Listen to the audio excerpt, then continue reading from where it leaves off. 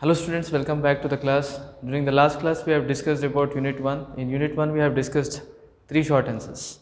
Now we will continue the next topic, which is unit 1 second year Simon Commission. This is the Simon Commission, this commission is called Simon Commission. Okay, we will discuss one Simon Commission, method of extremist and one is civil disobedience movement. So one is called Simon Commission. When we are discussing, this commission was formulated by the British officer. His name is Sir John Simon. He formulated this commission, and that's why the commission got its name Simon Commission. Now here if you see, this is a statutory commission which are mainly appointed by Britishers. Statutory commission means mainly these types of commissions are formulated by law.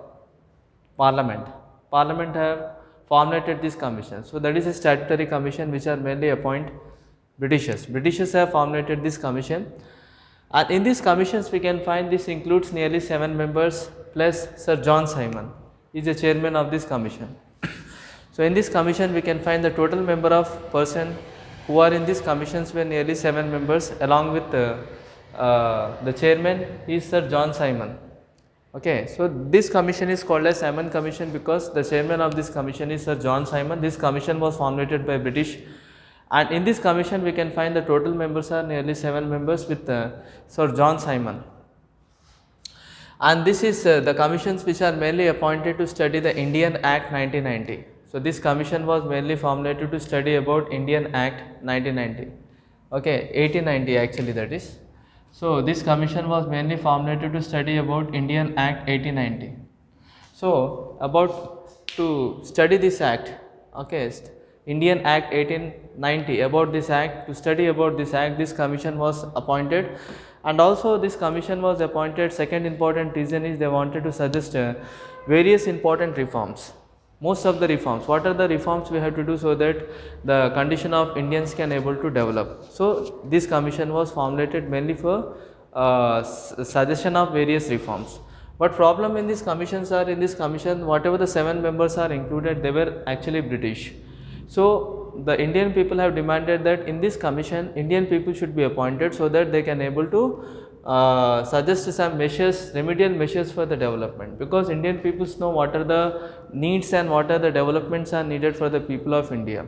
But in this commission, Simon Commission, they have appointed 7 members, almost all the members are appointed from Britishers, and that's why these commissions were protested by many people. Many people have protested the Simon Commission, Indian people have protested Simon Commission. The reason is, when the Britishers wanted to develop, or if they wanted to suggest some measures, remedial measures, then in this commission at least some Indians should be appointed. But in this commission no Indians are appointed, almost all the members are appointed from the Britishers, and that's why many Indian people have protested, because Indian people know what are the need they require, what are the development they require. Britishers does not know what the development they require to India, and this is the main reason that most of the places these commissions were protested, almost all the parts of the country. So we have discussed about the Simon Commission, children. So Simon Commissions was mainly appointed by the Britishers. So this commission was appointed by Britishers. So in this commission we can find 7 members are included, along with the chairman of Britishers, his name is Sir John Simon. And mainly this commission was appointed to study the Indian Act 1890. So this commission was mainly formulated to study about Indian Act 1890. And this commission have suggested some various measures for the development. So what are the measures are needed for the development, and what are the reforms are needed, what are the changes which are needed in the law or society. So for that purpose, to make the development in the society, this commission was appointed.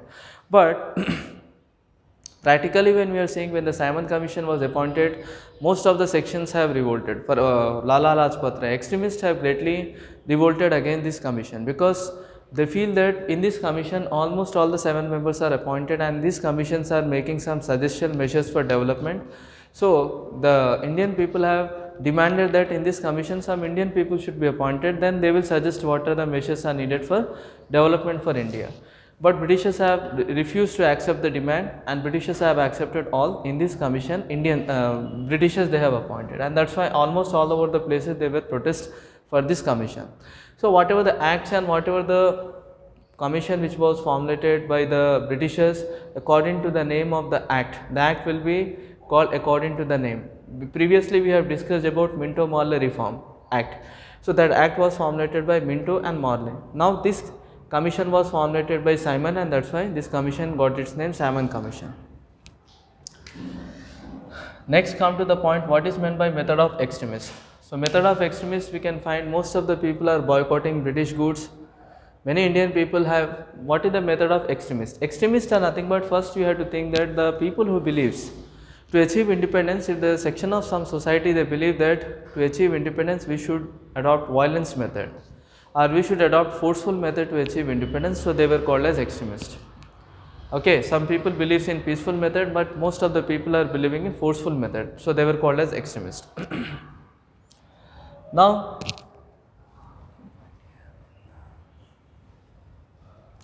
so what are the method of extremists? Here we can find the Britishers. First important thing is boycotting of British goods. Most of the Indian people have boycotted, extremists have boycotted the British goods. According to extremists, we should never use the British goods, because while using the British goods, we are developing their economy. Second thing, boycotting the honorary titles and awards which are given by Britishers. So whatever the awards which are given or titles which are given to Britishers which are giving to the Indians, that all titles and awards should be boycotted. Okay, so they believe that honorary titles and awards should be boycotted by all the people. Second thing, encouraging educations. So extremist people wanted that education must be encouraged in India. And fourth important thing is they wanted to organize festival.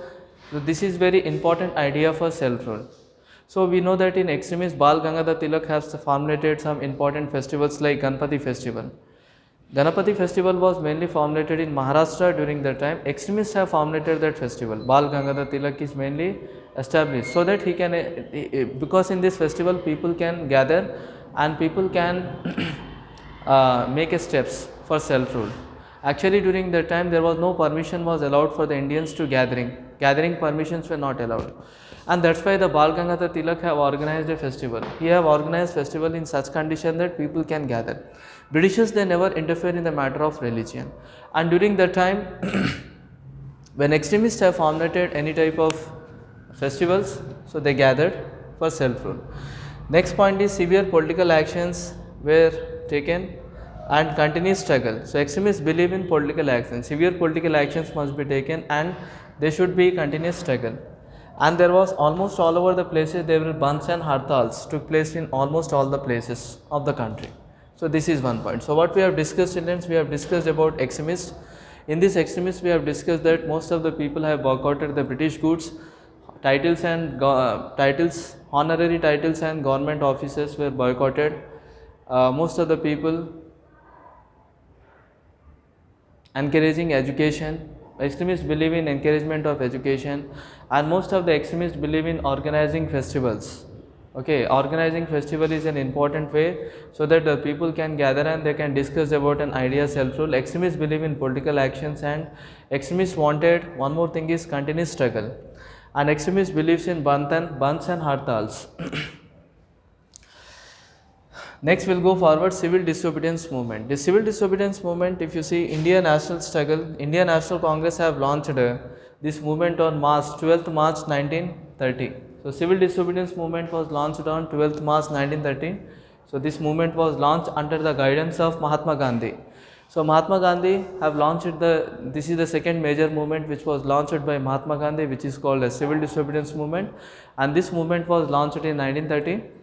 Okay, according to this movement, civil disobedience movement, main ambition is to violate the salt law. During that time, the Britishers have passed a law on salt. What is that salt law is? Britishers have formulated an act that if the Indian people wanted to buy a salt, they should buy from British, but they should not make the salt from the natural sea. But according to Mahatma Gandhi, he believed that salt is a natural resources, so Indians must have right upon our natural resources. Okay. And this is the reason that Mahatma Gandhi have launched this civil disobedience movement, because he believed that when this natural resource is there, why we have to purchase salt from the British? And that's why Mahatma Gandhi have launched this major movement. He went from Sabarmati Ashram to Dandi, and there he have prepared a salt. So Mahatma Gandhi, how he have launched this movement is he have taken 28 followers. He started with 28 followers from Sabarmati Ashram, and there he reached Dandi. Dandi is a village which is lying in coastal area. He went from Sabarmati Ashram to Dandi, and there he prepared a salt. After when he manufactured a salt, he was arrested by British. Okay, already Britishers have said that no Indian people have right to prepare a salt. So Mahatma Gandhi March was completely electrified the National Congress. So completely they have electrified the National Congress. So that is one point. So children, this is, so 3 points we have discussed. One is Simon Commission, method of extremist and civil disobedience movement. In the next topic we will discuss more short answers from unit 2. Okay, we will meet you in the next class, children. Thank you very much.